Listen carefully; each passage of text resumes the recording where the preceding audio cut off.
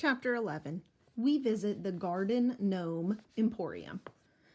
In a way, it's nice to know there are Greek gods out there, because you have somebody to blame when things go wrong.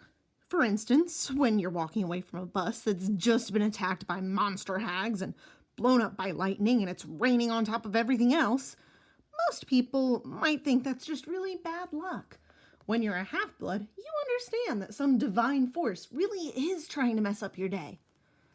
So there we were, Annabeth, Grover, and I, walking through the woods along the New Jersey riverbank, the glow of New York making the night sky yellow behind us, and the smell of the Hudson reeking in our nose.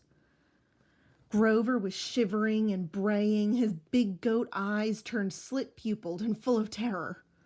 3 kindly ones, all at once. I was pretty much in shock myself.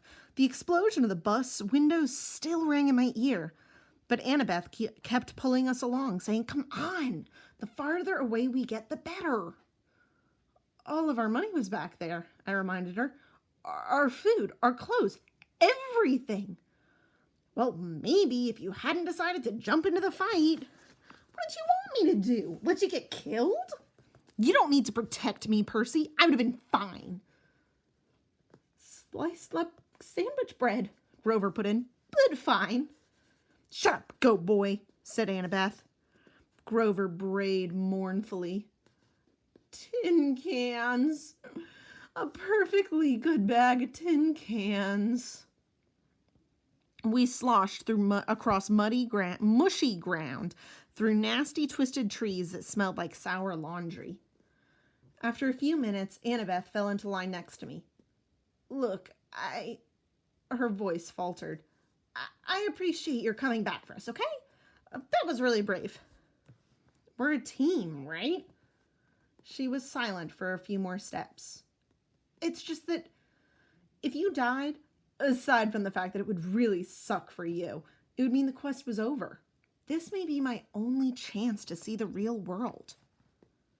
The thunderstorm had finally let up. The city glow faded behind us, leaving us in an almost total darkness. I couldn't see anything of Annabeth except a glint of her blonde hair. You haven't left Camp Half-Blood since you were a kid? I asked her.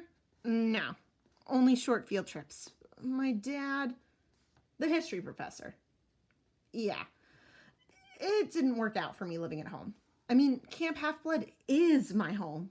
She was rushing her words out now, as if she were afraid somebody might try to stop her. At camp, you train, and that's all cool and everything, but the real world is where their monsters are. That's where you learn whether you're any good or not. If I didn't know any better, I'd have sworn I had heard doubt in her voice. You're pretty good with that knife, I said.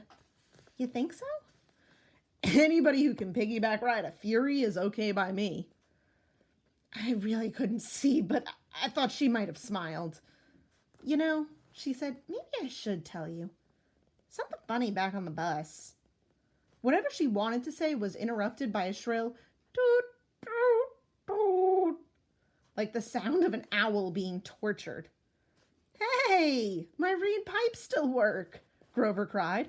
If I could just remember the Find a Path song, we could get out of these woods. He puffed out a few notes, but the tune still sounded suspiciously like Hilary Duff. Instead of finding a path, I immediately slammed into a tree and got a nice-sized knot on my head. Add to the list of superpowers I did not have, infrared vision. After tripping and cursing and generally feeling miserable for another mile or so, I started to see light up ahead, the colors of a neon sign. I could smell food. Fried, greasy, excellent food. I realized I hadn't eaten anything unhealthy since I had arrived at Half-Blood Hill, where we lived on grapes, bread, cheese, an extra lean-cut, nymph-prepared barbecue. This boy needed a double cheese burger.